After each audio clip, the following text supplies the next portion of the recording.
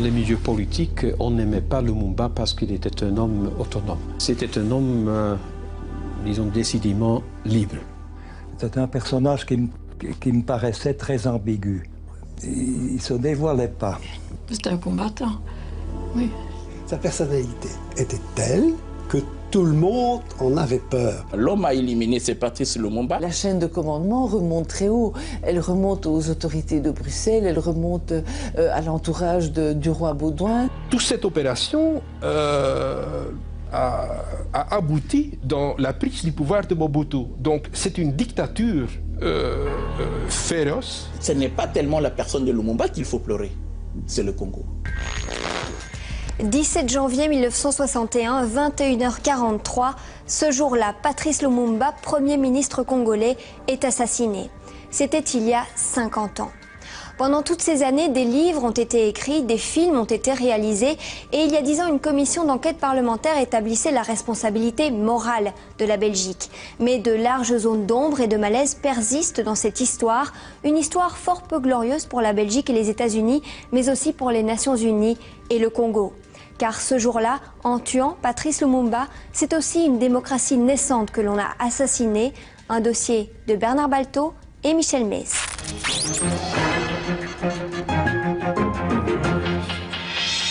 La Belgique se penche sur son passé. La commission d'enquête parlementaire sur l'assassinat de Patrice Lumumba a été installée. L'une des questions à laquelle il faudra répondre, le gouvernement belge de l'époque était-il impliqué directement dans cet assassinat ?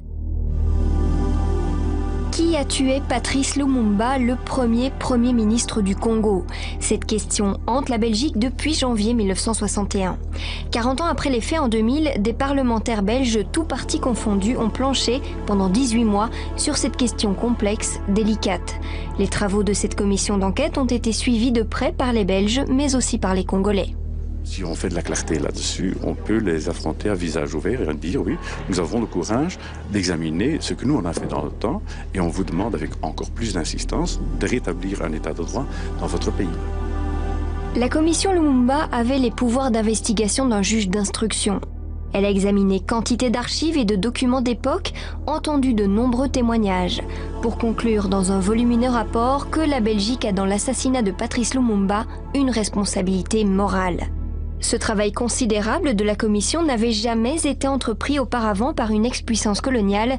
Il fut certes bien utile, mais ses conclusions ont laissé les spécialistes sur leur faim, à commencer par les experts de la commission eux-mêmes. Est-ce qu'il reste des archives? Est-ce qu'il reste des témoins? Ça, je ne sais pas. Mais donc, voilà. Mais peut-être que jamais on ne saurait toute l'histoire. En tout cas, je pense qu'il y a encore lieu de faire des recherches supplémentaires. Il y a encore des choses à découvrir? Au niveau de la commission, on constate que les acteurs d'en bas sont suffisamment bien connus, mais les ordres d'où ils viennent, plus on monte vers le haut, plus au moins ça devient le gouvernement, l'autorité, mais qui? Oui, il reste toujours un malaise, en tout cas en Belgique, comme une affaire qui a été souvent abordée, mais dont le fond n'est toujours pas élucidé. C'est un peu comme un cadavre dans le placard, on sait qu'il est là, on a ouvert la porte, on l'a entrouverte, on a été voir, et il y a tout de même ce sentiment diffus qu'on n'a pas encore tout dit, qu'on n'a pas encore dévoilé tous les ressorts, toutes les complicités dans sa mort sur le plan belge et sur le plan international. On ne parle plus beaucoup de Lumumba dans les écoles, ni en Belgique, ni au Congo. Pourtant, Patrice Lumumba est devenu un véritable mythe. Au moment de sa disparition, une vague d'émotions a parcouru le monde, une vague immense à la mesure des espoirs que le leader africain avait soulevés dans les peuples du tiers-monde. Patrice Lumumba est né le 2 juillet 1925 à Onalua, dans le Sankuru, au centre du Congo. Il fait partie de la tribu des Atetela. C'est un enfant timide, mais curieux de tout. Adolescent, il apprend à dominer sa timidité et ses copains le décrivent comme courageux, obstiné, voire impertinent. C'était un autodidacte. Il avait suivi des cours à l'école catholique, à l'école protestante, l'école pour évoluer, la formation à la poste et tout ça. Mais surtout, c'était un dévoreur de livres. Il avait un appétit de lecture, de culture immense. D'après ses biographes, il lisait des nuits entières. Il ne voyait pas sa famille parce qu'il devait étudier. Et donc, il était atypique parce qu'il voulait monter dans l'échelle sociale. Il voulait comprendre, il voulait apprendre, il voulait maîtriser le français. C'était difficile au début parce qu'il l'a appris vraiment sur le tas et finalement il le parlait remarquablement bien. En 1955, Baudouin effectue un périple triomphal au Congo belge. Les Congolais le surnomment Bwana Kitoko, gentil patron. Nous sommes ici à Stanleyville. Dans la foule qui entoure le roi, un commis des postes, son nom, Patrice Lumumba. Il a 30 ans. C'est un évolué, comme on dit dans le langage colonial de l'époque. Mais son apprentissage politique a commencé. Lumumba deviendra bientôt un nationaliste agissant.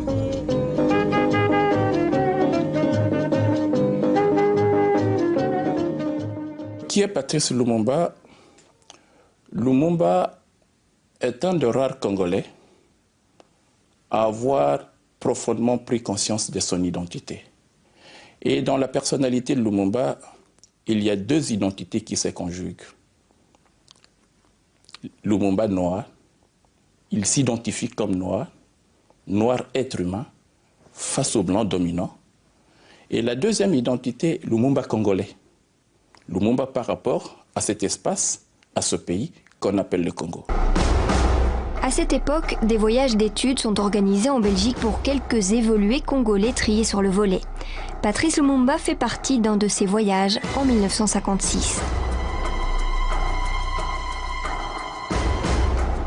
Les visiteurs congolais sont notamment impressionnés par le spectacle d'Européens effectuant des travaux auxquels seuls les Noirs sont contraints en Afrique.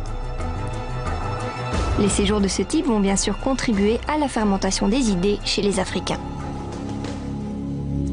Peu après, Lumumba séjourne 18 mois en prison. La poste de Stanleyville l'a accusé d'avoir détourné des fonds. Libéré, il retrouve du travail. Chargé des relations publiques d'une importante brasserie, il devient populaire dans les quartiers africains de Léopoldville.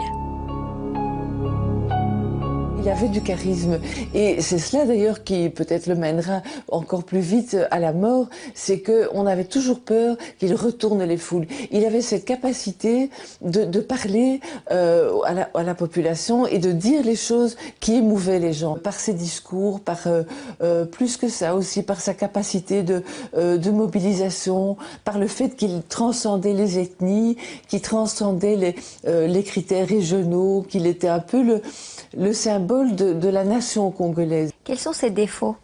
Le défaut de Lumumba, c'est qu'une fois qu'il se décide... Il est têtu. Il est têtu. À partir d'avril 1959, Lumumba dira à plusieurs reprises dans ses notes, ni brutalité, ni menace, rien ne m'arrêtera.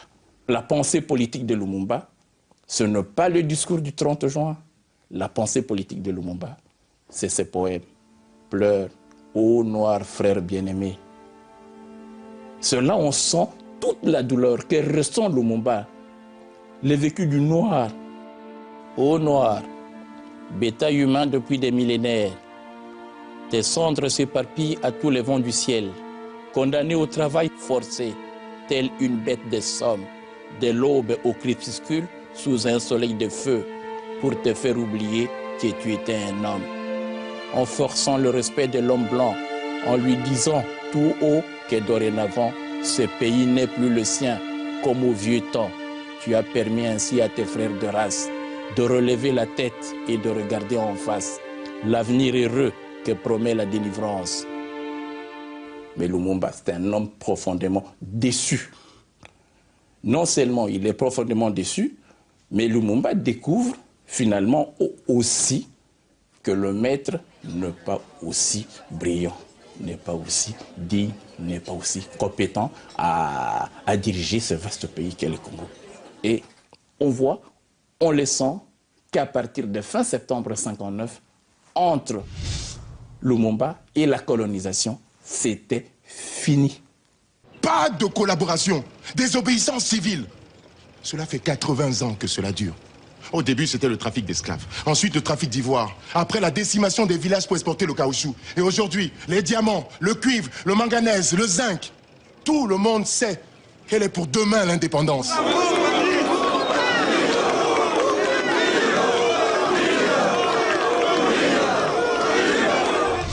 Dimanche 4 janvier 1959, émeute à Léopoldville. C'est la fin d'un rêve, d'une illusion.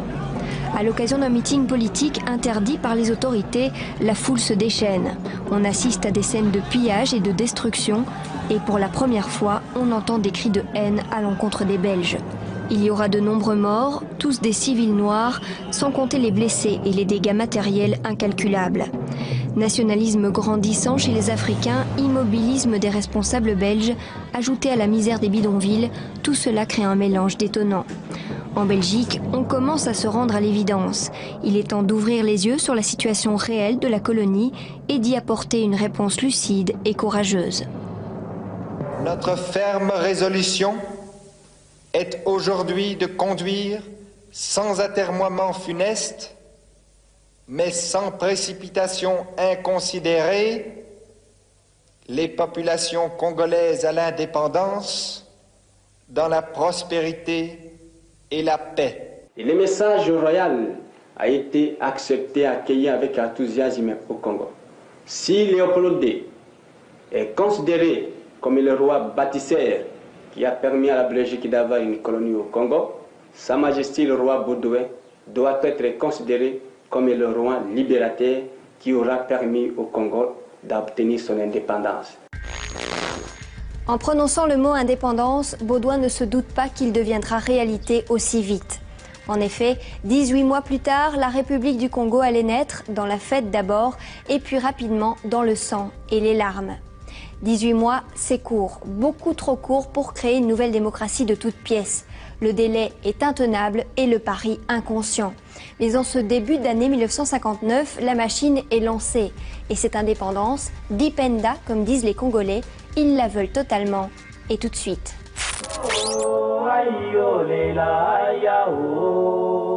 Au Congo, le mot indépendance devenait un mot magique.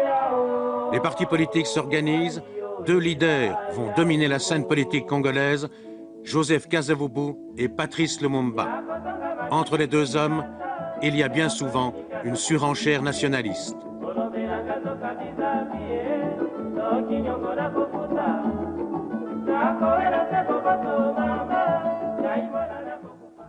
Patrice Lumumba a 34 ans. Avec son mouvement national congolais, il est déjà candidat au pouvoir. Nous l'avions rencontré pour la première fois en mai 59. La Belgique a reconnu les droits du Congo à l'indépendance. Il ne suffit pas de reconnaître notre vocation à l'indépendance. Il nous faut des actes concrets. Le peuple congolais désire une date précise pour l'indépendance du Congo. Partout au Congo, les partis politiques se multiplient et tiennent meeting sur meeting. Parfois, les esprits s'échauffent. À Stanleyville, les 28 et 29 octobre 1959, Lumumba prononce 2 discours qui enflamment littéralement la foule. Une émeute éclate le lendemain, la force publique doit intervenir, il y a 23 morts. De quelle nature étaient ces discours? Incendiaire. Il appelait au combat. Véritablement, sans équivoque? Oui, ah oui, je ne me rappelle plus les termes, mais on a enregistré ce discours. Il y avait parmi les fidèles de Lumumba, il y avait un de ses collègues qui avait sur lui un appareil enregistreur. Ce qui fait qu'on possédait la totalité de ces 2 discours. Il y a eu 23 morts durant les émeutes de Stanleyville.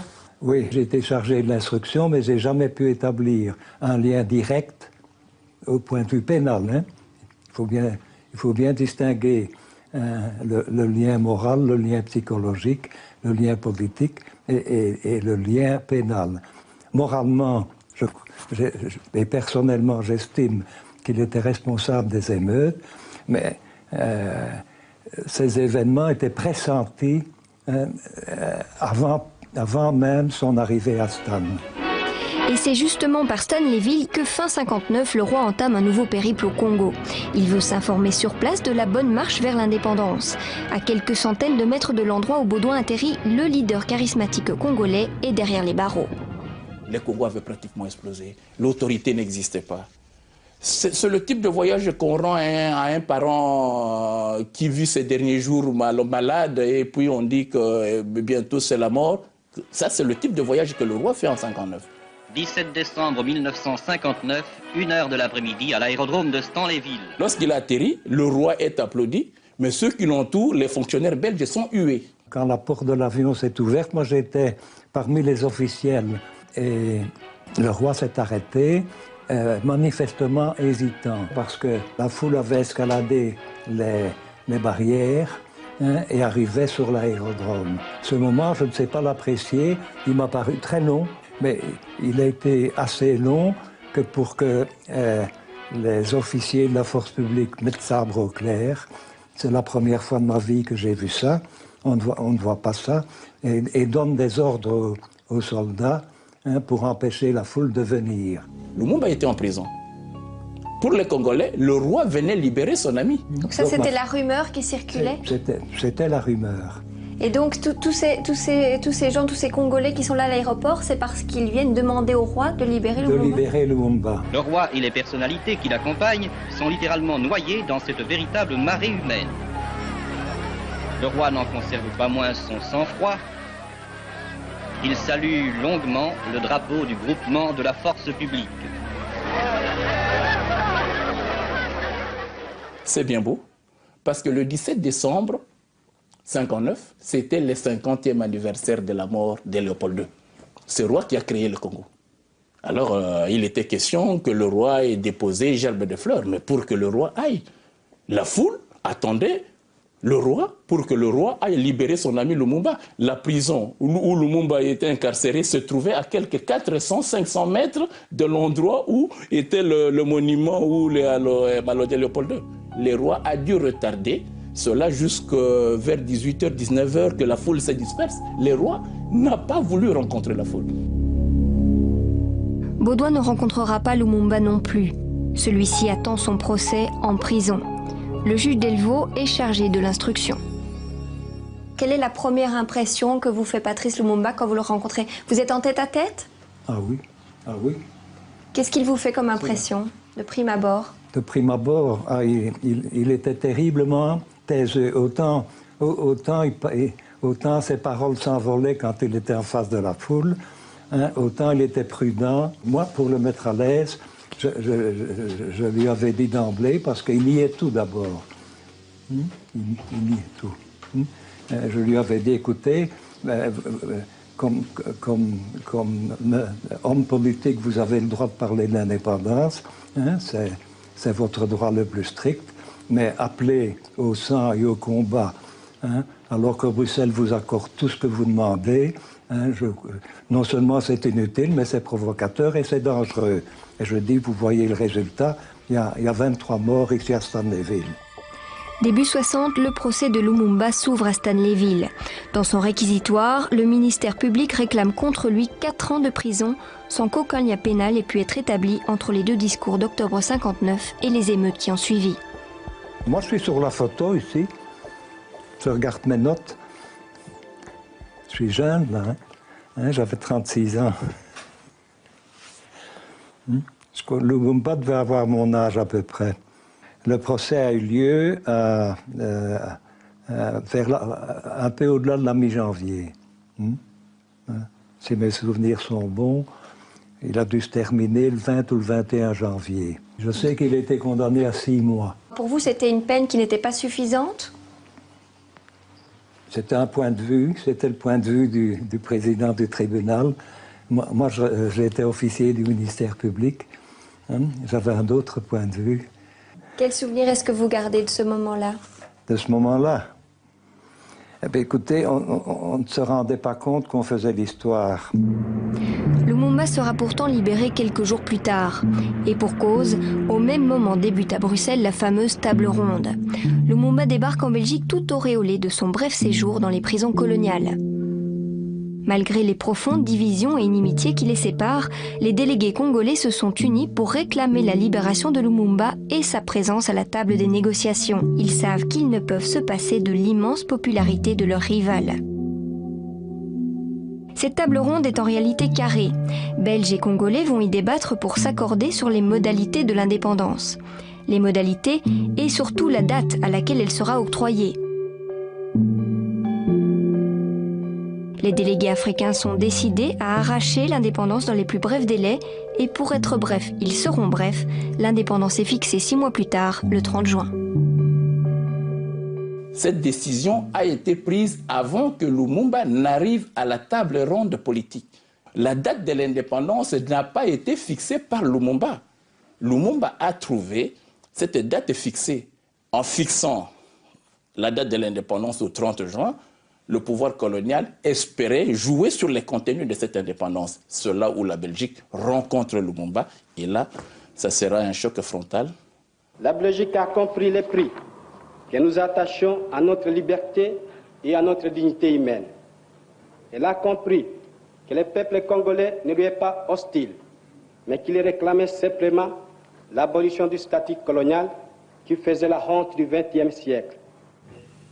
Nous aurions souhaité, dans votre intérêt, qu'il y ait des étapes successives afin que, graduellement, avec le maximum de sûreté, vous puissiez vous familiariser avec les responsabilités en les assumant partiellement tous les ans davantage. Vous nous avez dit que c'était impossible et nous avons reconnu qu'il en était ainsi.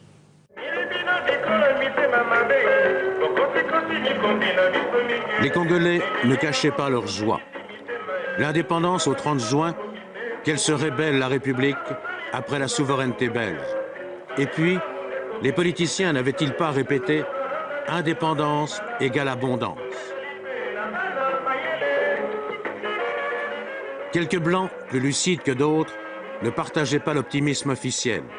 Ils savaient qu'au 30 juin 1960, il y aurait au sommet un président et des ministres, mais en dessous, rien.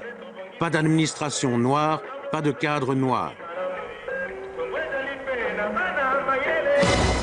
Le 20 février 1960, la table ronde se termine et les Congolais tout sourire rentrent chez eux. Le roi Baudouin, lui, réunit ses ministres d'État en Conseil de la Couronne. Le moment est historique, la tension maximale. Ils se sont fait, je dirais, engueuler. C'est un terme peut-être qui n'est pas tout à fait exact, mais le roi a commencé par dire un certain nombre de choses à ses ministres, du style en 57, je vous ai écrit et je vous ai dit ceci. En 58, je vous ai dit ça. En 59, j'ai écrit encore au Premier ministre, je dis il faut faire quelque chose, il faut faire quelque chose. Et maintenant, on en est à avoir donné l'indépendance du Congo dans des circonstances que je réprouve, mais ça c'est moi qui le dis, et vous me dites, voilà, c'est ce qu'il fallait faire. Alors je demande conseil au Conseil de la Couronne, qu'est-ce qu'il fallait faire et qu'est-ce qu'il faut faire maintenant. Le roi, quand il a entendu tout le monde, il a tiré les conclusions en disant, au fond, je vous ai entendu, mais on ne sait rien de plus sur ce qu'on aurait dû faire, ni ce qu'on va faire maintenant. Donc, amen, les choses sont comme ça, et bien elles seront comme ça. Aux élections du mois de mai 1960, deux leaders politiques sortent du lot. Lumumba, qui prône un Congo unifié, et Kasavubu, partisan d'un État fédéral. De multiples tractations vont déboucher sur un compromis à la belge. Kasavubu sera président et Lumumba Premier ministre. Mais en Afrique, quand il y a deux chefs, c'est qu'il y en a un de trop. Le pouvoir colonial vit ces dernières semaines. Dans un mois, ce sera l'indépendance. Lumumba prend la tête du collège exécutif qui s'installe à Léopoldville. Kasavubu, lui, sera le premier président congolais. Ce n'est pas sans émotion que je vous remercie pour cette marque de sympathie. Je vous assure que je ne m'y attendais pas. Jusqu'à 58, 59, c'est Kasavubu qui était vraiment le leader radical. Mais par après, Kasavubu, on le voit reculer et autres là, il veut le pouvoir et dès qu'il a eu le pouvoir, il oublie son identité. Tandis que Lumumba, plus il monte, plus il a le pouvoir, plus il affirme son identité. Au nom de mes collègues, je remercie sincèrement les honorables députés pour la confiance qu'ils viennent de nous faire. Nous avons commencé aujourd'hui l'apprentissage de la démocratie que nous avons toujours souhaité. Il était l'homme qui portait cette revendication de l'indépendance. C'était l'homme qui l'incarnait. Et donc, c'est vers lui que se sont dirigés les feux. Les Belges avaient l'impression qu'avec les autres, on pourrait s'entendre. Et quand je dis on pourrait s'entendre, ça veut dire on peut aussi les racheter. Les leaders congolais de l'époque que les Belges, la presse belge appelait les modérés, ils n'étaient pas si modérés que ça, ils étaient surtout corruptibles. Avec Lumumba, c'était difficile. On avait l'impression qu'on ne pouvait pas lui faire entendre raison, qu'on ne pouvait pas l'acheter, le corrompre, parce que il avait son idée, il était assez idéaliste. En ce sens-là, oui, c'était un radical, il n'était pas anti-belge, il ne demandait pas une indépendance pure et dure. C'était un homme lucide aussi. Et il connaissait bien l'état d'impréparation des Congolais. Il savait que si l'indépendance leur était balancée comme ça le 30 juin, il serait peut-être incapable de la gérer. Il la voulait, il en avait peur, il demandait l'aide des Belges, mais il n'était pas vraiment corruptible ni malléable.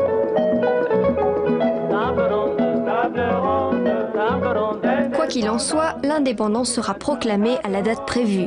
Et le 30 juin, la Belgique remet les clés du Congo à ses authentiques propriétaires.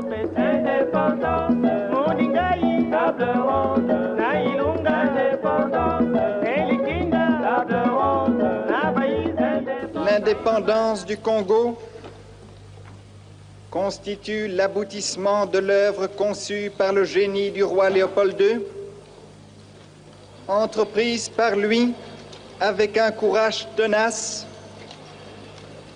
et continuée avec persévérance par la Belgique. Pendant 80 ans, la Belgique a envoyé sur votre sol les meilleurs de ses fils. Le roi, ce qu'on lui a reproché dans son discours, c'est une autosatisfaction pour tout ce que les Belges avaient fait, qui était, à mon avis, justifié, mais peut-être pas dans la manière dont il a dit. Donc, le roi rappelle toutes les réalisations belges qui, à ce moment-là, sont assez étonnantes pour l'Afrique, soyons clairs. Le fait de donner l'indépendance au Congo, il ne remet pas du tout cela en doute. Donc, il n'y a jamais eu dans l'idée du roi ou des responsables belges, cette idée qu'au fond, on vous l'a donnée, mais on la reprendrait bien. Non, ce n'est pas vrai. Et ça n'a jamais effleuré personne, parce que quelque part, on ne souhaitait pas, vous m'entendez bien, on ne souhaitait pas rester au Congo. Mais ça, je le dis à titre personnel. Dans une attitude de profonde humilité, de demander à Dieu qu'il protège notre peuple. On peut dire que le discours de Kasavubu et le discours du roi du 30 juin, ces deux discours ont été écrits par à peu près le même groupe. La colonisation a construit un pays, il faut garder ce style et ces modèles, il faut aller dans cette direction, il faut garder au moins la même direction, tandis que le discours de Lumumba qui tranche le modèle colonial a été ce qu'il a été. Si nous voulons le développement du Congo, il faut réaménager profondément, il faut sortir de ces modèles. C'est ça le discours de Lumumba. Combattant de l'indépendance, aujourd'hui victorieux. La célébration par le roi du bon temps de la colonie, son hommage appuyé à Léopold II, choque Lumumba et son entourage. Un de ses conseillers belges l'a convaincu de répondre au roi, alors que le protocole n'avait pas prévu une intervention du Premier ministre congolais. 2-3 jours avant le 30 juin, je reçois de l'ami qui s'occupait de la presse gouvernementale les textes du discours du roi Baudouin et de Kasavubu, le président de la République. Et je trouve ces discours, en effet, terriblement paternalistes. léopoldien au sens de Léopold II, et je trouve ça un peu lamentable, et je dis à Lumumba, tu ne peux pas laisser passer une chose pareille. Un jour du 30 juin, le monde entier sera présent pour la libération du Congo, etc. Il me dit, mais Jean, c'est impossible, tu sais bien, le protocole, c'est sacré, on ne sait pas changer les choses. Je dis, Patrice, c'est vrai que j'ai pris là une responsabilité que j'ai cachée pendant 25 ans, parce que bon, ça faisait quand même, pouvait faire beaucoup de bruit. Je dis, tu seras à 3-4 mètres du micro, quand le roi a terminé, et puis Kasavubu, tu te lèves et tu fais ton discours. Une date dont vous enseignerez avec fierté la signification à vos enfants, pour que ceux-ci, à leur tour, fassent connaître à leurs fils et à leurs petits-fils l'histoire glorieuse de notre lutte pour la liberté. Nous avons connu les ironies, les insultes, les coups que nous devions subir matin, midi et soir, parce que nous étions des nègres. Qui oubliera qu'à un noir, on disait tu, non certes comme à un ami, mais parce que les vous honorables étaient réservés aux seuls blancs. Ça a été très mal perçu par les Belges.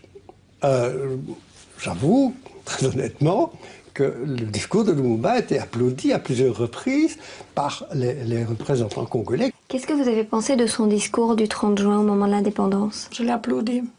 Je l'ai applaudi. Parce que je trouvais qu'il convenait au public qui se trouvait dans la salle. Parce qu'il faut penser qu'il y avait une rangée de blancs, disons de blancs, mais toute la salle, c'était des Noirs.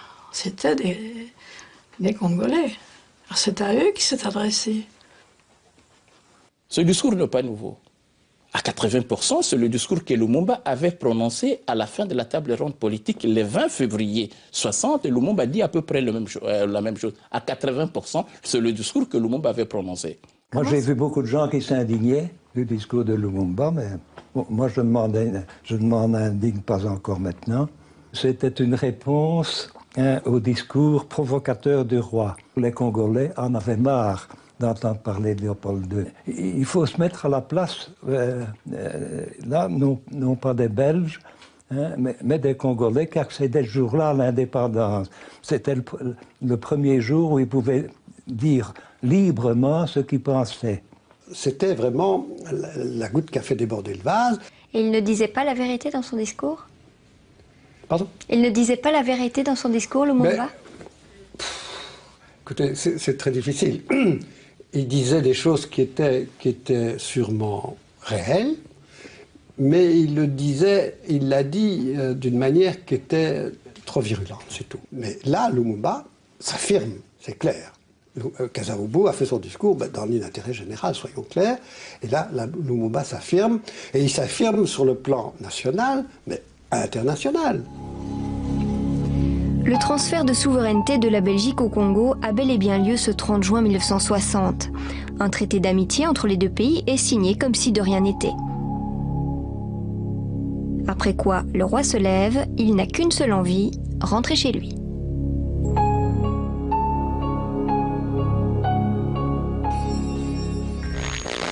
La délégation belge venue pour les festivités de l'indépendance quittera sa désormais ancienne colonie avec rancœur.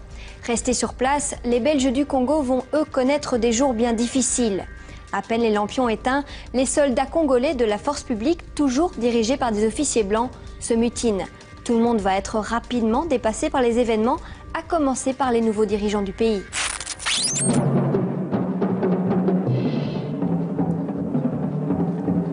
La fête est finie, c'est une explosion de lutte tribale et de grève sauvage.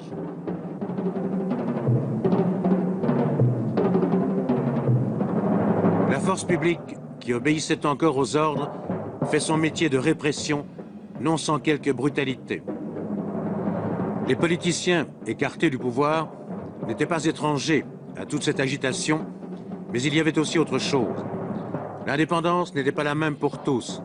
Il y avait les ministres et leurs belles voitures héritées des Blancs. Il y avait le petit peuple qui ne gagnait pas plus qu'avant l'indépendance. Pour l'instant, les soldats de la force publique font leur métier, mais eux aussi seront bientôt déçus. Pas d'augmentation de soldes et des officiers blancs qui continuent à les commander. La mutinerie éclate le 5 juillet au camp Hardy à Taizville. Les officiers blancs seront emprisonnés, frappés, battus. Des dizaines de femmes européennes seront violées. Pour la première fois, les soldats vont s'en prendre aux blancs.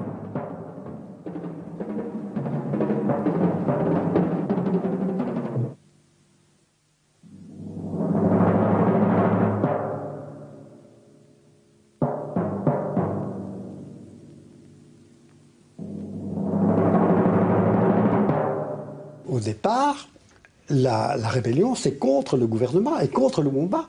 Oui, mais c'est aussi parce que les Belges n'ont rien préparé. Mais ça c'est antérieur. Vous me parlez des jours de juillet, c'est vrai. Oui, mais c'est une résultante de cette indépendance qui a été faite sans qu'il y ait une africanisation des cadres à la base. C'est tout à fait exact. À l'époque, il y a des adjudants, des sergents-majors chefs qui sont congolais, mais il n'y a pas un sous-lieutenant congolais. Ça, c'est certain. Si on doit faire le procès de la décolonisation, ce que j'ai fait récemment, ben ça, c'est certainement une des choses. Cette non-préparation. Face au mutin, Lumumba, qui est aussi ministre de la Défense nationale, réagit rapidement. Il remplace l'état-major belge par des officiers congolais. Il s'efforce de calmer le jeu. Mais les Belges du Congo prennent peur. Hommes, femmes et enfants fuient massivement l'ancienne colonie. Prions le Congo pour la Belgique. Dans le vacarme assourdissant des avions à réaction Boeing et des appareils de tout type, déconnant sans cesse un pont aérien presque continu. Le gouvernement belge décide alors l'envoi de parachutistes. Ils débarquent dans les grandes villes congolaises 10 jours à peine après l'indépendance. L'humiliation n'allait plus s'arrêter. Ils étaient prêts à tout, même sacrifier leurs propres compatriotes. Il fallait un coupable pour expliquer cette catastrophe. Il fallait faire taire le rebelle, quel qu'en soit le prix. Durant toute cette époque-là, comment est représenté Lumumba dans la presse? C'est le dernier des derniers pour les Belges. Hein. Il faut se remettre 50 ans en arrière, ça n'est pas facile. Ça n'est pas facile parce que autant le Congo ne passionnait pas l'opinion publique belge, autant depuis le retour des Belges, l'exode de juillet, les gens ont été très sensibilisés, surtout ceux qui avaient de la famille là-bas. Donc il y a, vis-à-vis de Lumumba, il est responsable de tout. Hein. Pour les Belges, on ne fait pas... Il y a une diabolisation. Pardon? Il y a une diabolisation. Tout à fait. Et alors, on l'appelle le diable d'ailleurs. Oui, le surnomme le diable. Mais c'était pire que ça. Il y a dans un article de tête de la Libre Belgique, signé Marcel de Korte, qui est professeur à l'Université de Liège, tout simplement, qui dit dans le corps de son article qu'un geste viril, c'est ce terme, hein, un geste viril nous aurait débarrassé de cet histrion sanglant. C'est pour vous dire que ça allait quand même très loin. Moi, j'étais encore très jeune et j'avais mon attention attirée par cette espèce de déferlement de haine, de détestation que soulevait ce monsieur que moi je ne connaissais pas du tout. Et alors j'ai commencé très tôt à lire les journaux. À l'époque, on lisait un peu la Libre Belgique et le soir chez moi, et j'étais frappée de cette rancœur à son égard, et ça m'intriguait parce que c'était pas très fréquent quand même dans la presse de l'époque d'avoir quelqu'un à ce point diabolisé. En Belgique, on va dire de lui qu'il est communiste, ce qui à l'époque a évidemment une signification toute particulière. Est-ce qu'il était communiste? Absolument pas. Non, c'est les communistes qui courent après lui. Et lui, il donnait le change. Oui, lui, avec le sens de l'amitié qu'il avait, il avait des amis communistes, comme Jules Raskin, c'était vraiment un copain, et il y en avait d'autres. Mais en même temps, je suis témoin, il faisait son siège. Hein. Et vous pensiez vraiment que Lumumba pouvait être communiste? Avoir des accointances? Bah, écoutez, des accointances, oui. Communiste, je n'en sais rien. Et comment ont évolué ces relations? Bien, à partir du moment où il a compris le danger que ça représentait, il a réuni tout son cabinet en demandant qu'on ne prenne plus aucun coup de fil venant de communistes, amis ou pas. Ce qui était plus gênant, c'est quand les ambassades de l'Union soviétique et des pays du bloc soviétique commencent à prendre part à la vie à Léopoldville, à avoir des positions, à donner une aide qui devenait de plus en plus claire, que tout le monde a commencé à se poser des questions, surtout les Américains à ce moment-là. Vous savez comment souvent présenté comme communiste, anti-blanc, anti-belge, l'homme qui veut détruire? Absolument pas. Je suis simplement un nationaliste, un leader nationaliste qui lutte pour un idéal. Début juillet 60, au moment des troubles, les fonctionnaires blancs censés soutenir le nouvel État fuient en masse. Le gouvernement de Gaston Esquens est formel, l'intervention des troupes belges au Congo a été décidée dans le seul but de sauver des vies. Mais dans la province du Katanga, l'intervention ne s'arrête pas là. Les parabelges désarment les troupes congolaises. Ils rendent ainsi possible la sécession de cette riche province minière et neutralisent les partisans de Lumumba. Le 11 juillet 60, Moïse Tshombe proclame l'indépendance du Katanga. Sur ordre de Bruxelles, les fonctionnaires belges sont tenus de rester en poste. La Belgique soutient donc la sécession. Wat Katanga betreft stelt zich een bijzonder probleem. Daar ook zijn we opgetreden voor de redding van mensenlevens. Maar het geval Katanga vertoont deze particulariteit dat daar de Belgische troepen zijn opgetreden op verzoek zelf van de Katangese regering, voorgezeten door de heer Tshombe. Patrice Lumumba a rompu toute relation diplomatique avec la Belgique. Il exige le retrait des troupes belges et demande l'aide de l'ONU pour rétablir l'unité du Congo. Les troupes de l'ONU arrivent très rapidement. Officiellement, les casques bleus doivent protéger les institutions congolaises et contrer les sécessions. Mais en réalité, l'ONU prend le contrôle de l'État congolais ou de ce qu'il en reste, tout en retirant son soutien à Lumumba. Le 8 août 60, Albert Kalonji proclame à son tour l'indépendance d'une autre province, celle du Kasaï. Le Congo explose. Est-ce que Lumumba commet beaucoup d'erreurs à ce moment-là? Outre le fait qu'il n'arrive pas à contenir les choses. Non, il ne commet pas une erreur, Lumumba, vis-à-vis de la sécession. Il dit ce que nous, Belges, lui avons toujours dit, et d'une manière invraisemblable, Lumumba était le plus proche de notre thèse, c'est-à-dire que les Belges voulaient un Congo unitaire. Kasavubu, Tshombe, Kalonji, tout ça, ils voulaient un Congo fédéral, avec des tas de provinces dans lesquelles ils seraient évidemment les chefs. Et lui, il prend des tas d'initiatives, c'est justement pour qu'on évite que le Katanga ne devienne un pays indépendant. Il met tout en branle pour empêcher que les sécessions dans tout le pays ne surviennent. Il en a déjà deux sur le dos, celle du Katanga, et alors celle beaucoup plus sanglante, celle du Sud Kasaï, où il enverra des troupes au mois d'août qui vont carrément faire un génocide, soyons clairs. Alors pourquoi est-ce que les Belges détestent à ce point Lumumba alors qu'ils partagent finalement les mêmes idées? C'est ça que vous me dites. Oui, mais entre dire que Lumumba était unitariste, ce qui est vrai, et qu'on partageait ses idées, il y a une marge dans sa manière d'être aussi. Hein, c'est l'homme en fait qui n'était pas précis. Bien sûr que c'est l'homme, bien sûr que ce n'est pas les idées. On ne s'est pas battu pour des idées. Contrairement mais contre un homme, est-ce que c'est vraiment bien entendu un combat qui a raison d'être? Vous avez tout à fait raison. Et ce combat ne se terminera que le 17 janvier, quand Lumumba sera exécuté, soyons objectifs. Pourquoi sa personnalité, c'est très subjectif finalement alors. Sa personnalité était telle que tout le monde en avait peur. Dag Hammarskjöld, le secrétaire général de l'ONU, refuse d'entreprendre une action militaire contre la sécession katangaise. Il passe même un accord avec Tshombe, à qui il va personnellement rendre visite à Elisabethville. Des casques bleus suédois sont envoyés dans la capitale katangaise, mais la sécession en elle-même n'est pas remise en cause. Lumumba voyage un peu partout. Il se démène pour trouver les appuis internationaux que l'ONU lui refuse. Poussé par les circonstances, il s'adresse à l'Union soviétique. Les Russes lui fourniront des avions de transport et des techniciens. L'Ouest se dit choqué par l'aide soviétique.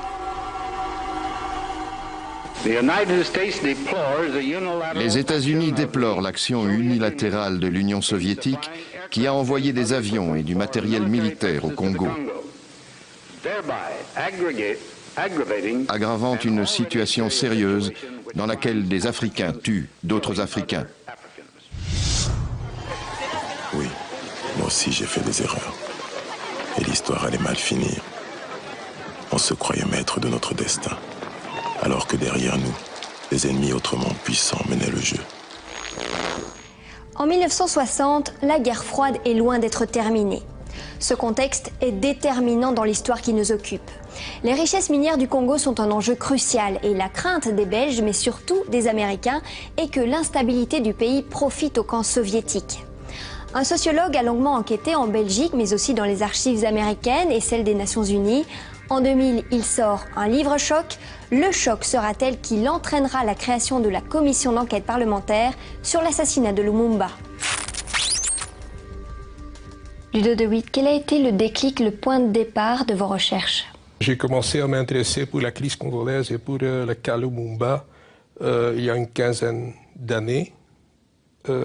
Et c'était un intérêt d'abord tout à fait intellectuel. C'était en lisant un livre de Jules Chaumet, qui est un avocat belge et qui, à l'époque, en 60, était un ami et un défenseur de Lumumba. En lisant ce livre, dans lequel il essaye de reconstituer le processus qui a amené à l'assassinat de Lumumba, j'ai dû constater qu'il y avait des trous énormes dans son récit. Et c'est à partir de ça que j'ai commencé à faire des recherches qui m'ont amené à New York, aux archives des Nations Unies, en Belgique, États-Unis. Et ce qui a finalement abouti à la production de 2 livres, un en néerlandais, Crisis in Congo, et ensuite celui sur la mort de Lumumba. Jusque-là, quelle était votre opinion sur cette affaire? Vous avez l'impression qu'à cette époque, on avait un petit peu oublié, en tout cas essayé de ne plus penser à cette affaire d'assassinat de Lumumba? Disons, jusqu'au moment où j'ai publié mes 2 livres, la thèse centrale dans l'opinion mondiale était que cette crise et cet assassinat de Lumumba était une affaire des Congolais eux-mêmes. C'était une affaire de Bantou. Hein. C'était encore la thèse qui a été défendue notamment par Jean Kestriat et Jacques Brassine. Ça, c'était la vision dominante. Vous aviez une intuition, vous, qu'il y avait autre chose? En Afrique, dans le tiers-monde, on savait bien qu'il y avait plus que ça, qu'il y avait un rôle prépondérante de la part de l'Occident dans cette affaire. Sur le terrain, l'offensive de l'armée congolaise contre le Katanga sécessionniste échoue. Le transport des troupes à bord des avions soviétiques vire au fiasco. L'ONU refuse d'approvisionner les appareils en carburant. Les troupes de Lumumba ne dépassent pas le nord du Katanga. La crise congolaise atteint son paroxysme. À Léopoldville, la tension monte. Dans les cités, on distribue des tracts sur lesquels on peut lire « Congolais, Lumumba vendra vos femmes aux Russes ». Mais le Premier ministre a aussi des partisans qui manifestent dans les rues. Même en Belgique, les adversaires de Lumumba ne restent pas inactifs. Comme la commission d'enquête a pu l'établir, des fonds secrets sont envoyés au Congo dès juillet 60 pour déstabiliser le gouvernement Lumumba. Ce qui m'a frappé, c'est la piste de l'argent. C'est de découvrir qu'en 60, la Belgique avait voté un budget spécial qui était tout de même de 7 millions d'euros, ce qui n'était pas rien pour l'époque, qui était un budget spécial pour se concilier les faveurs des leaders congolais de l'époque. Aujourd'hui, je me dis, mais au fond, c'est une leçon qui leur a été enseignée en 60, et ben ils l'ont bien apprise, mais il faut retourner aux sources. Donc cet aspect de fonds secret qui échappait au contrôle parlementaire, qui était destiné à soudoyer les dirigeants congolais de l'époque, c'est quelque chose qu'on ne savait pas, en tout cas moi je ne le savais pas, et qui m'a vraiment fait réfléchir. Dans cette fragilisation de Lumumba, quel rôle ont joué les États-Unis? Les États-Unis, ils ont compris très rapidement que Lumumba ne serait jamais un allié sur qui on peut compter. Il faut se mettre aussi, à l'époque, on est en pleine guerre froide. Bon, les États-Unis ont des visées sur le Congo, soyons clairs. Les Américains se disent, oui, mais attention, si le Congo bascule, notre accès aux richesses, aux matières premières, va être bousculé. Et c'est en cela qu'ils se sont intéressés. Ils sont intéressés tellement bien qu'ils ont été jusqu'à programmer l'assassinat de Lumumba avec un peu de légèreté, c'est le moins qu'on puisse dire. Quand on dit les Américains, c'est la CIA qui a programmé, et Devlin le reconnaît dans ses mémoires. Dans les Congo Papers, on trouve des traces, tout ça est du domaine public. Oui, j'ai reçu un câble me disant qu'un officier supérieur, que je reconnaîtrais, allait arriver pour me donner des instructions particulières. Je me souviens avoir été complètement surpris lorsqu'il m'a informé qu'il voulait se débarrasser de Lumumba. Je n'avais jamais entendu dire que l'agence ait été impliquée dans une telle affaire auparavant. La substance pour éliminer Lumumba était de la pâte dentifrice empoisonnée qui provoquerait une maladie, une sorte de polio ou quelque chose comme ça.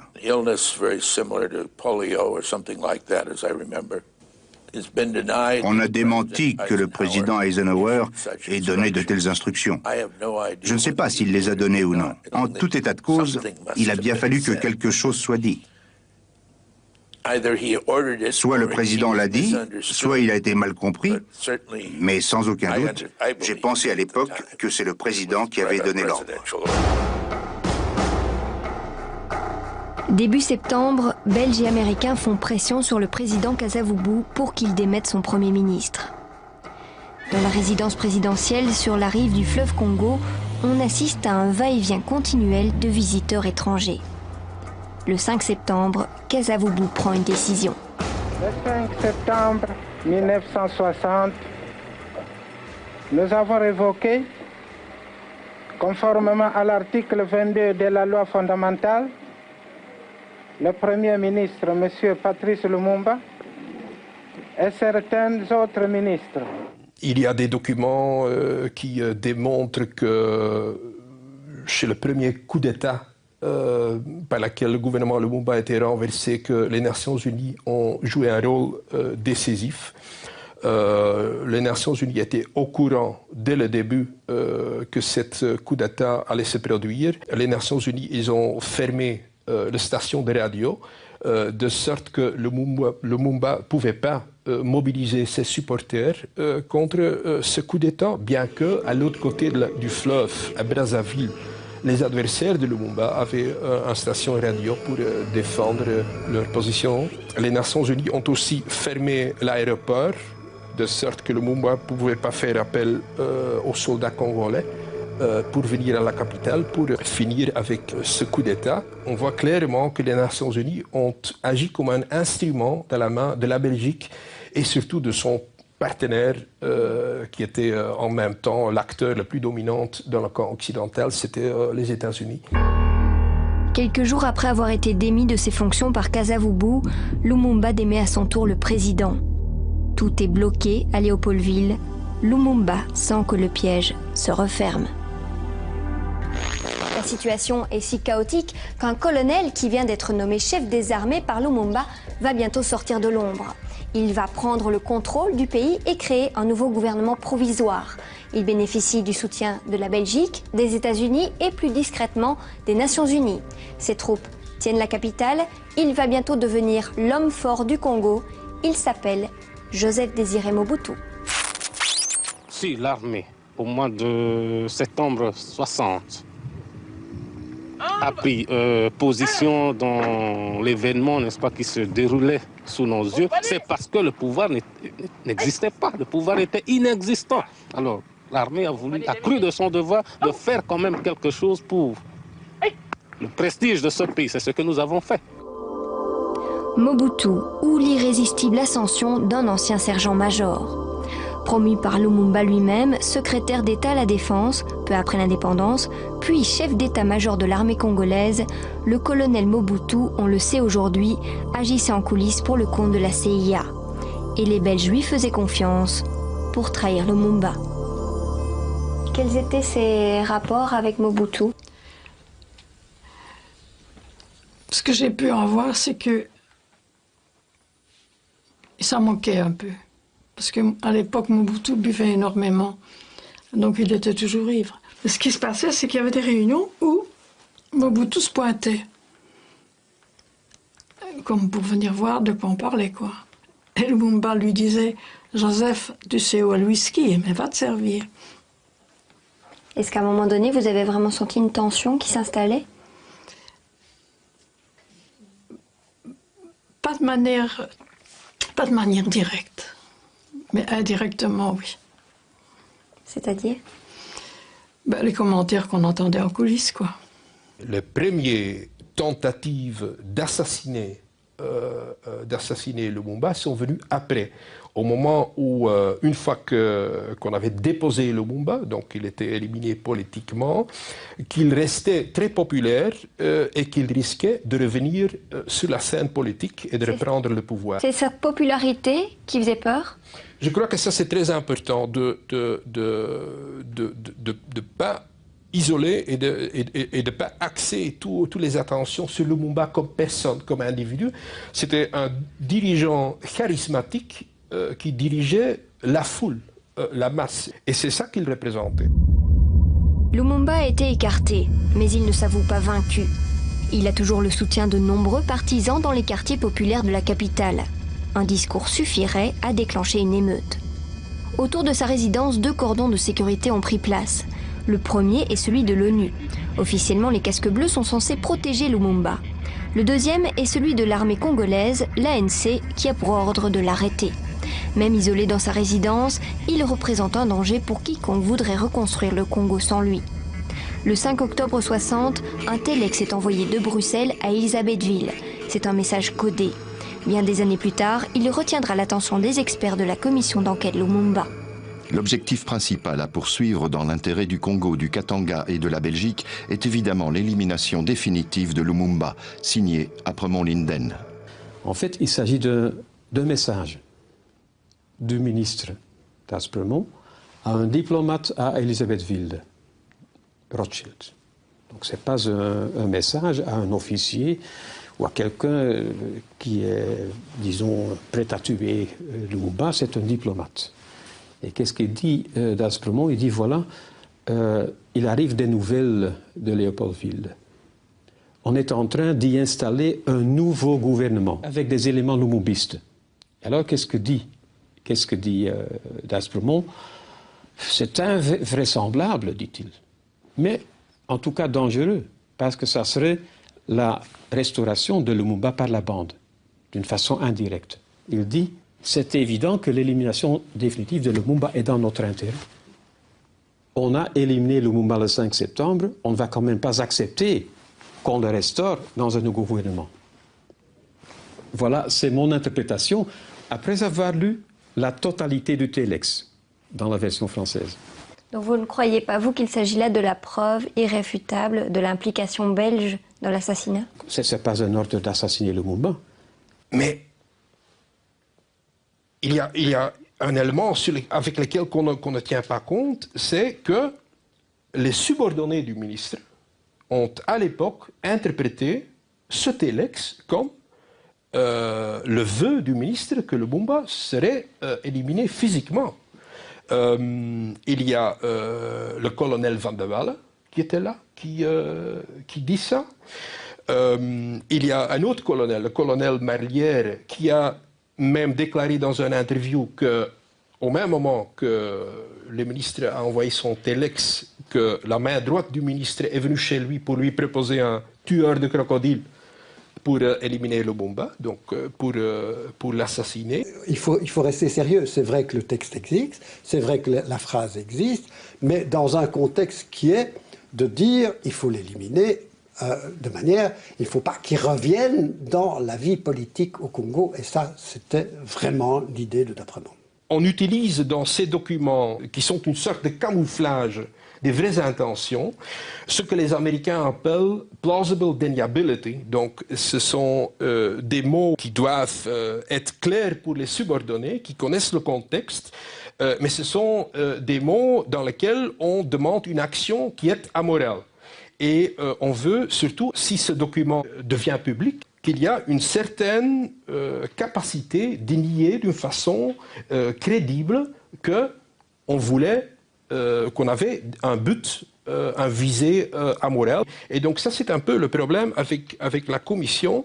On a pris une lecture défensive rien que des documents, des sources primaires, et c'est d'ailleurs quelque chose qui a été reconnu par le professeur Gérard après dans une interview. Je ne suis pas d'accord avec cette critique. Hein. Peut-être d'abord, on a publié beaucoup de documents. Peut-être que cela invite à ce genre de critique. Il y a beaucoup de documents dans le rapport.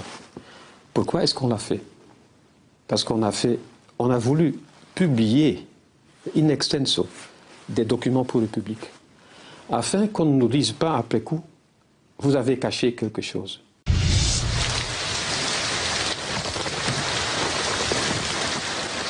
Et puis, les choses vont évoluer. Lumumba va fausser compagnie à la garde de l'ANC qui est autour de sa maison et à la garde aussi de l'ONU. À un moment donné, il dit maintenant, la plaisanterie a assez duré. Moi, je vais aller du côté de Stanleyville, faire mon petit État à moi, et comme les autres, quoi. Et puis après, on envisagera de reconquérir le Congo, ça c'est clair.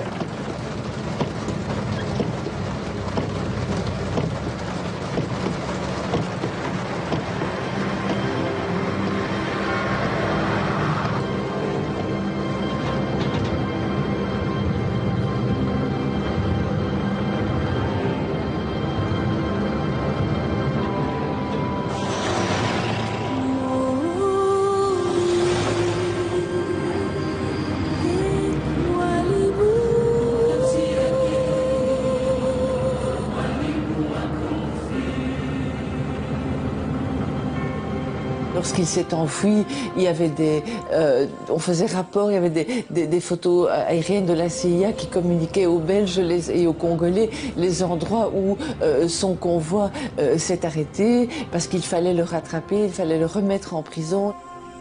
On peut dire qu'il y a eu un enchaînement fatal de circonstances, mais enfin, il n'y a pas de hasard. Quand on voit la manière dont il fallait que Lumumba soit arrêté, emprisonné, tout ça n'est pas le fruit du hasard.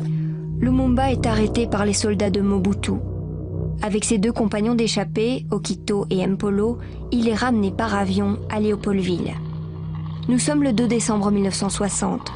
Ces images, qui feront le tour du monde, sont les dernières connues de Lumumba vivant. Parmi les images, est-ce qu'il y en a une qui vous revient à l'esprit, qui vous marque en particulier? Oui, cette image comme tout le monde, cette image de Lumumba sur le camion quand il sort de l'avion où il a été battu, maltraité. Il saigne, il est blessé et il a gardé ce regard, le regard d'un homme libre, le regard d'un homme fier qui regarde la foule et qui regarde le photographe dans les yeux. À l'époque, c'est une image qui avait vraiment frappé et qui, je pense, aujourd'hui a gardé toute sa force. Patrice Lumumba vient d'avoir 35 ans. Il aura été Premier ministre pendant 5 mois. Lâché par les puissances occidentales et trahi par les siens, il reste pourtant dangereux. Prisonnier, il est aussi encombrant que s'il était libre. Il n'a plus que quelques semaines à vivre. Malheur au vaincu. Patrice Lumumba est conduit sans ménagement au camp de Tazeville. Le voici de nouveau en prison. Mais ses adversaires en ont toujours peur. Beaucoup de soldats à Tazeville sont pro-Lumumba et seraient donc facilement tentés de lui rendre sa liberté. Alors, à Léopoldville, à Bruxelles, à Washington, les stratèges de la lutte anti-lumumbiste passent à la vitesse supérieure.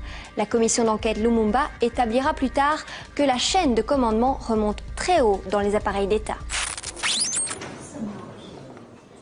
L'historien Emmanuel Gérard, un des experts de la commission d'enquête, a mené ses investigations jusqu'au sommet de l'État belge.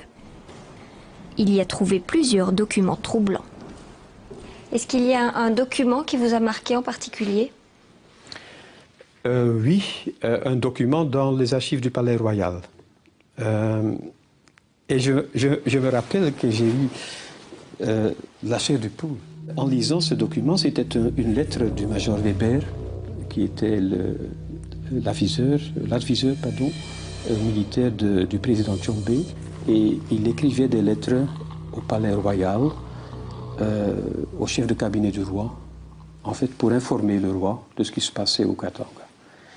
Et mi-octobre, il envoie une lettre au palais dans laquelle il fait rapport d'une visite que Mobutu a fait incognito à Tshombe. Il faut savoir, Mobutu avait pris le pouvoir à Léopoldville.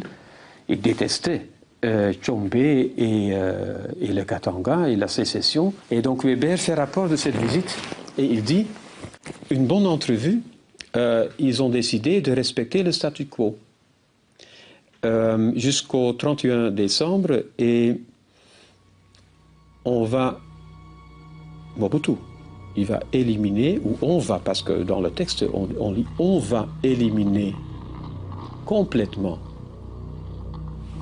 et entre guillemets, et si possible physiquement, et suivre 3 points Lumumba. Voilà, en lisant ce texte, j'ai eu de la chair du poule. Qu'est-ce que vous en déduisez? À mon avis, c'était quand même un message assez fort. Un document qui prouve clairement que le roi Baudouin était mis au courant d'un plan d'assassiner Lumumba, sur lequel il n'a pas informé le gouvernement belge à l'époque, et même pire, un peu après qu'il a reçu cette lettre, il a envoyé une lettre à Tshombe, dans laquelle il fait l'éloge de Tshombe et tous les anti-lumumbistes, et il attaque violemment Lumumba. Donc c'est une lettre, de nouveau, selon le concept de plausible deniability, qu'on ne peut que lire comme un feu vert implicite du roi pour en finir avec Lumumba. Et par rapport à la position du roi Baudouin, qu'est-ce que vous en tirez comme conclusion? Il a reçu ce message. Qu'est-ce qu'il en a fait? On sait que le lendemain, il a fait envoyer un message à Tshombe, dans lequel il a en fait remercié Tshombe de son attitude. Il a dit on ne peut pas accepter que les rapports entre nos deux pays seraient détruits par la politique d'un seul homme. Mais il ne fait pas allusion à cette phrase. Non, mais c'est quand même un peu étrange que le lendemain de cette lecture, il fait envoyer cette lettre à Tshombe. Le transfert effectif de Lumumba et son assassinat s'est fait plusieurs semaines après. Donc je ne sais pas s'il était au courant de cette affaire. Ça, je suppose que non. Alors justement, durant les travaux de la commission, il a fallu s'attaquer à ce rôle présumé, supposé, envisagé du roi Baudouin. Est-ce que vous avez l'impression que c'était difficile d'en parler? Disons que pour un historien, ce n'est pas difficile d'en parler, parce qu'en fait, ce sont les experts qui ont pris la liberté d'en faire un chapitre dans le rapport. Mais c'est difficile pour les hommes politiques d'en parler, parce que déjà à l'époque, on a pu constater que, par exemple, du côté francophone, on n'aimait pas ce chapitre qui attaquait en fait la couronne, parce que attaquer la couronne, c'est déstabiliser la Belgique. Et dans le contexte dans lequel on vit, c'est pas ce qu'il faut faire du côté francophone. Voilà ce qu'on a constaté en 2000. Est-ce que vous vous souvenez de l'atmosphère à ce moment-là? Comme j'ai dit, une atmosphère un peu fiévreuse. Mais je pense quand même que je peux dire que par le fait que, par la décision de la commission de faire appel à des historiens, on a un peu dépolitisé cette affaire-là. Quoi qu'il en soit, en ce début janvier 1961, il règne une forme d'obsession à Léopoldville. Comment mettre définitivement Lumumba hors d'état de nuire. À Stanleyville, ses partisans ont levé une armée et progressent vers la capitale. Il faut faire vite, l'enfermer en lieu sûr. Chez Tshombe, au Katanga par exemple, Ou mieux encore, pensent ses adversaires, le liquider purement et simplement. Patrice Lumumba sait qu'il va mourir. Le 14 janvier, il écrit à sa femme Pauline. Ne pleure pas, ma compagne. Moi je sais que mon pays qui souffre tant saura défendre son indépendance et sa liberté. À mes enfants que je laisse, et que peut-être je ne reverrai plus, je veux qu'on dise que l'avenir du Congo est beau et qu'il attend d'eux, comme il attend de chaque Congolais, d'accomplir la tâche sacrée de la reconstruction de notre indépendance et de notre souveraineté. Car sans dignité, il n'y a pas de liberté. Sans justice, il n'y a pas de dignité. Et sans indépendance, il n'y a pas d'homme libre. Le 16 janvier, nouveau téléx du ministre belge des Affaires africaines, Harold Apremont-Linden. Il insiste auprès de Moïse Tshombe, le président du Katanga, pour qu'il accepte au plus vite qu'on lui livre Lumumba. L'obsession était d'éviter en tout cas la libération de Lumumba. C'était le premier souci aussi du gouvernement belge. Éviter qu'il soit libéré. Parce que si l'on parle du téléx du 16 janvier, oui, on pourrait en tirer la conclusion qu'il y a cette responsabilité pour l'assassinat, mais on peut aussi mettre des doutes là-dessus. Et soyons clairs, il ne s'agit pas de dédouaner la Belgique, hein, parce que le dossier que les experts ont délivré est accablant pour la Belgique. Mais quand on voit que, par exemple, qu'on ne prend aucune précaution dans l'échange diplomatique sur le transfert, et qu'il y a une sorte de, disons, d'improvisation dans les faits qui se déroulent, je doute. Et c'est une question de conscience, c'est simplement une question de conscience. Parce que ça serait quand même simple de dire oui, il est coupable. Mais je me demande si, avec le téléx du 16 janvier, dans lequel D'Aspremont demande Tshombe de soutenir le transfert, il sait et il veut que ça soit une partie d'un assassinat. D'abord, pour D'Aspremont, c'est une façon d'éviter la libération de Lumumba. Et le reste, ça n'intéresse pas. C'est votre sentiment personnel? Oui. Il n'y a pas autre chose? Il n'y a pas autre chose. Je dis, j'en doute. Il y a des doutes. Et s'il s'agit d'accuser quelqu'un d'un assassinat, je me dis, tiens, il faut quand même, après 40 ans, avec des gens qui ne sont pas là pour donner leur version de l'histoire, il faut être un peu modeste. Est-ce que vous, à cette époque-là, il y a un moment où vous vous dites qu'il va se faire assassiner, que c'est inévitable? Non. Non, écoutez, pour être tout à fait honnête, la préoccupation des Belges qui travaillent dans l'administration ou dans l'armée au Katanga n'est pas de ce style-là, parce que ce sont les autres, ce sont les gens de Léopoldville. Ce sont les gens de Léopoldville qui, à un moment donné, vont se débarrasser de Lumumba. Et eux portent une très grande responsabilité, qu'ils ont toujours nié. Nous, on n'a rien fait, pas vu, pas pris. Mais c'est eux qui portent la responsabilité de l'envoi, et les Katangais, de l'exécution. Mais Mobutu en parle à Kasavubu, qui dit que, pas de trace écrite, évidemment, mais on est certain qu'il a dit, bon, mais il faut s'en débarrasser. Vous êtes conseiller de Tshombe à ce moment-là? Oui, et nous c'est très clair. Donc vous êtes aux premières loges pour assister à tout ça? Oui, je suis conseiller de Tshombe, mais au même titre que d'autres. C'est vrai que je m'occupe des affaires diplomatiques, mais ce n'est pas moi qui suis l'homme de la situation, soyons clairs. Et on est tous bien d'accord, ça c'est le leitmotiv, surtout à Lumumba, au Katanga. Sous la pression de Bruxelles et de Léopoldville, Tshombe finira pourtant par donner son feu vert au transfert de Lumumba dans la capitale katangaise. Dans la journée du 16 janvier, la décision est prise. Lumumba, Mpolo et Okito sont embarqués manu militari dans un avion à destination d'Elisabethville. Leur gardien Balouba se déchaîne contre eux tout au long du trajet. Ils seront dans un très mauvais état quand ils arriveront. Enfin, ça a été lamentable à tout point de vue, au point que le commandant de l'avion est entré, je crois, à un moment donné dans la carlingue et a dit, écoutez, il faut arrêter de maltraiter les prisonniers parce que les coups que vous donnez déstabilisent mon avion. Donc ils sont pris en charge à l'aérodrome. Ils sont conduits à la maison Brouwer, qui se trouve à quelques kilomètres de l'aérodrome. Les prisonniers sont attachés là au radiateur et placés sous la surveillance du capitaine Gatt. Ils auront la paix jusqu'au moment où les ministres katangais vont venir les voir. Et les ministres katangais, c'est Tshombe, c'est Mulongo, c'est probablement Kibwe, et peut-être Kimba aussi. Bon. Et vous êtes au courant à ce moment-là de ce qui se passe? Absolument pas. Personne n'est au courant de rien. Personne n'est au courant de rien. On ne sait même pas que les ministres viennent. On sait à ce moment-là qu'ils sont à la maison Brouwer. Oui, c'est clair. Hein, le colonel Van der Waal, le major Weber étaient à l'aéroport. Ils ont vu les prisonniers descendre. Ils m'ont dit ils sont en mauvais état. Mais enfin, il n'y a pas de jambes cassées, pas de bras cassés. Ils descendent et ils sont mis. Quand je dis ils sont mis dans une. Et ça, vous le savez, ça? Pardon? Ça, vous le savez? Ah ben oui, on sait. On sait. Mais donc, vous savez après que Tshombe va se rendre dans la villa? Non, ça, on ne sait pas.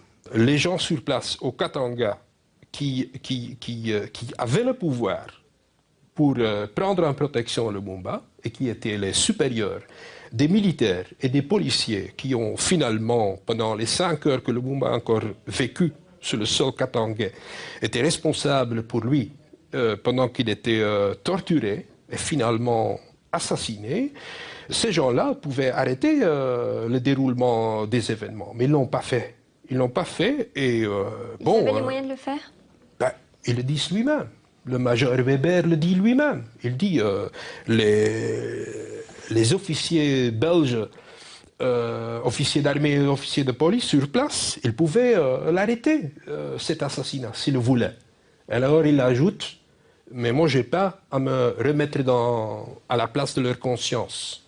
Mais le fait est là que le major Weber et les autres officiers supérieurs ne sont pas intervenus, bien qu'ils savaient bien qu'il allait mourir. Jacques Brassine le dit aussi. Hein. Il était aussi aux réunions des dirigeants belges au Katanga et il dit à certains moments, on est tout à fait sûr qu'il va mourir, mais on est resté muet comme des carpes. Bon. Qu'est-ce que vous déduisez de la responsabilité belge par rapport à la présence qu'il y avait sur place? Mais il n'y a pas de responsabilité. Il n'y en a aucune. Il n'y a aucune responsabilité belge. Tous les Belges qui sont là ne dépendent plus de Bruxelles, ils dépendent des autorités katangaises. Hiérarchiquement, ils dépendent des autorités katangaises qui leur donnent des instructions et qu'ils exécutent en toute bonne foi. En début de soirée, Moïse Tshombe réunit ses ministres pour décider du sort des prisonniers. On sait qu'ils boivent beaucoup. Les avis sont partagés. Finalement, Tshombe est mis en minorité. Ceux qui préconisent l'exécution immédiate ont gain de cause.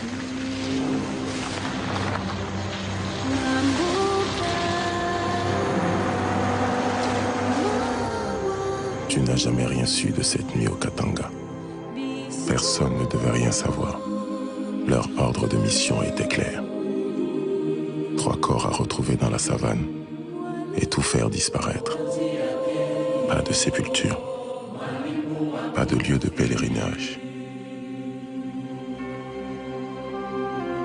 Même mort, je leur faisais encore peur. Moi, j'ai mis 30 ans pour savoir tout ce qui s'est passé. Et encore, probablement, on ne m'a pas tout dit.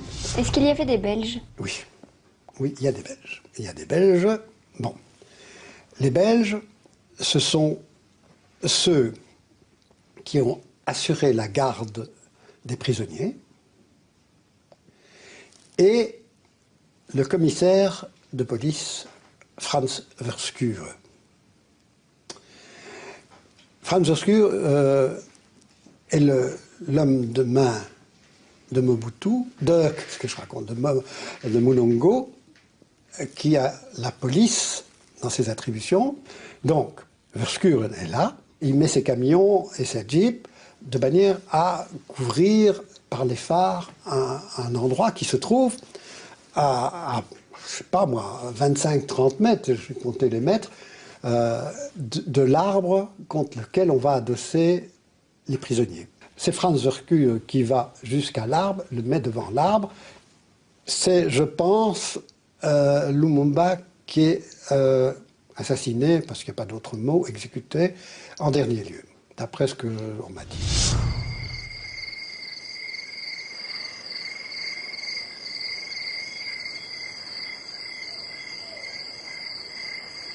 Bonjour. Feu. Et puis après ça, il est 9h du soir, il est 9h43, comme dit le carnet de Werkü, qui a pris... Et la seule chose qu'il a notée, c'est l'heure de l'exécution. Quelque chose d'autre vous a intrigué durant ces travaux, c'est l'agenda d'un commissaire de police, Verschuren. Que disait cet agenda? Il n'avait gardé qu'un agenda de toute sa vie, l'agenda de 61. Et dans cet agenda, c'était seul le mois de janvier qui était rempli. Et quand on a vu donc cet agenda, on a évidemment le 17 janvier. Et voilà qu'il y a là elle doorgevoerd. On pouvait immédiatement voir qu'on avait changé les mots. C'était elle, Lumumba, d'autres. C'est quand même... C'est une phrase, pas peut-être, on sait que Lumumba est mort. Mais c'est la seule phrase qui nous dit que cette journée-là, à 9h43, il a été exécuté. Parce qu'il y a beaucoup de témoignages oraux sur l'affaire, mais il n'y a pas de document écrit. Ceci est assez précis. Et donc c'est le seul document écrit qui nous dit que Lumumba est mort ce soir à une heure très précise. Vous l'apprenez le lendemain. Est-ce que vous êtes étonné? L'apprend le lendemain. Le soir même, on s'est vu au bureau conseil avec le colonel Van de Waal, et comme l'a dit très bien résumé le major Weber, on le voulait, on l'a, et on est bien emmerdé. C'était exactement notre sentiment. Je ne suis pas sûr que sur le « on le voulait », c'est pas vrai, nous on le voulait pas, mais enfin, je ne transige pas sur les paroles de Guy Weber, c'est ce qu'il a dit. Et c'était le sentiment de tout le monde. Je me souviens, j'étais me promener avec le colonel Van de Waal, je dis maintenant, il va falloir faire très attention parce que tout va bientôt basculer. Et en fait, au moment où je dis ça, ça avait déjà basculé. Les autorités katangaises cachent la mort de Lumumba pendant plusieurs semaines. Elles mentent effrontément à la presse internationale, affirmant que Lumumba s'est enfui, puis qu'il a été massacré par des villageois. Son exécution ne sera officialisée que le 21 février 1961. La nouvelle provoque des manifestations d'indignation dans le monde entier. Patrice Lumumba est mort. S'il est la victime d'un assassinat politique, nous condamnons énergiquement un pareil attentat. Le gouvernement l'a dit hier à la Chambre, et je le répète aujourd'hui. Tout prisonnier doit être traité humainement et jugé par des tribunaux réguliers. Mais, parce que Patrice Lumumba est mort, victime des déchirements du Congo, le gouvernement et l'opinion belge voient leurs drapeaux et leurs ambassadeurs insultés et menacés. Lumumba deviendra rapidement un mythe. Pendant des années, on prétendra que les responsables de sa mort étaient exclusivement congolais, sans convaincre. Puis des livres, des films vont progressivement lever les mystères qui planaient sur cet assassinat politique. En 2000, 40 ans après les faits, la commission d'enquête parlementaire belge a revisité en profondeur pendant 18 mois toute cette affaire. Rappel de sa conclusion, la Belgique porte une responsabilité morale dans cet assassinat. Qu'est-ce que ça veut dire, responsabilité morale? Voilà, la Belgique a déstabilisé le gouvernement Lumumba. Il a empêché la réconciliation de Lumumba avec les autres hommes politiques congolais après le 5 septembre. Ils ont insisté pour qu'il soit arrêté. Ils n'ont jamais insisté pour qu'il soit un procès. Et ils ont soutenu le transfert. Voilà, ils ont créé la condition ou les conditions dans lesquelles il pouvait être assassiné. Je pense que cette notion de responsabilité morale est assez lourde. c'est vraiment une expression qui est stupéfiante. Hein. On suggère qu'en quelque sorte, on a à voir avec un crime qui serait moins un crime en 60 qu'en 2010. Prenons les conclusions. Et bon, finalement, on dit que dans la conclusion qu'il y a une responsabilité morale de la Belgique dans l'assassinat de Lumumba. Bon, j'étais à la conférence de presse où le président de la commission a présenté les conclusions. Il y avait 3 ou 4 journalistes qui lui ont demandé qu'est-ce que ça veut dire une responsabilité morale. C'est quoi morale? Il n'a pas pu répondre. Mais s'il s'agit de savoir est-ce que c'est vous ou c'est cette personne ou cette personne, ça devient un peu compliqué. Voilà, au lieu de dire il n'y a personne qui est coupable, ou il n'y a personne qui est responsable, il y a une responsabilité pour la Belgique. Mais qui n'engage rien. Qui n'engage à rien. À quoi est-ce que ça doit engager? Dire qu'un pays est responsable moralement pour le désastre qui s'est déroulé, c'est quand même un peu lourd. Et pour vous, comment est-ce que vous l'interprétez?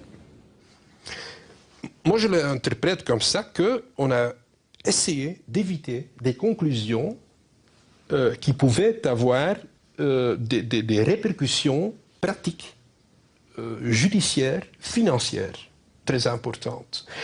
Et notamment, une des tâches de la commission était de désigner individuellement les responsabilités des Belges dans l'affaire. On n'a pas fait. On n'a pas fait. On n'a pas indiqué les individus nominatifs qui est responsable, pourquoi. Est-ce qu'il reste des archives? Est-ce qu'il reste des témoins? Ça, je ne sais pas. Mais donc, voilà. Mais peut-être que jamais on ne saurait toute l'histoire. En tout cas, je pense qu'il y a encore lieu de faire des recherches supplémentaires.